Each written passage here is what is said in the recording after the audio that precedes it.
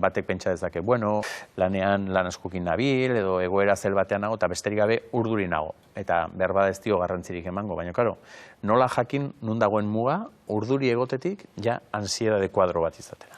Bueno, alde batetik ikusten dugunean gure bizitza normalera eragiten diola, ez? Imaginatu, zailtasunak dauzkalagian lo egiteko.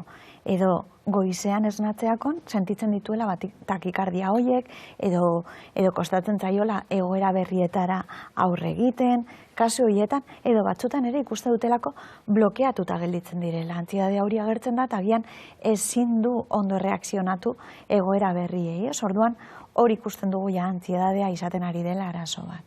Atarikoan ikusi dugu nola Jon Salsamendik arraun entrenatzaileak ez da kontatzen duen eta aipatzen du, ez, askotan ikusi du nire burua larri. Etxera gaino joan behar puntu hortaraino iritsi arte. Claro. Claro, ze kasu horietan pertsonak ikusi behar du zelan babestu bere burua, ez? Pentsazkenean, bere buruarentzat mehatxua kanpoan dago, orduan bilatu behar du bere burua baretzeko lekua edo babesleku bat.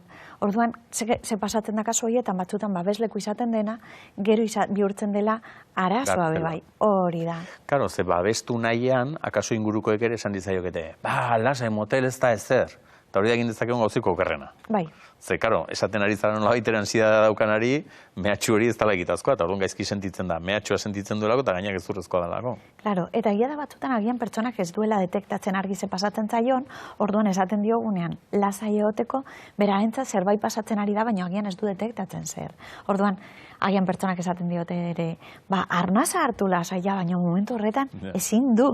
Zebera dago bere antsiedadearekin eta momentu horretan dauzka zailtasunak, ez? Orduan bilatu behar ditu moduak ere aurre egiteko antsiedade horri. Horiek dira egin behar ez ditugunak, eta nola lagundu diezaiokegu?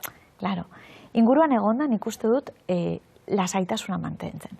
Segu larritzen bagara, beste pertsona oraindik urduriago sentituko da. Orduan, ikusita bai, haiek askotan pentsatzen dutena agian bihotzeko bat emango diela. Orduan, izatea konfiantza antsiedadeaz dela. Eta antsiedadea hori da, jazta, ez dauka besterik.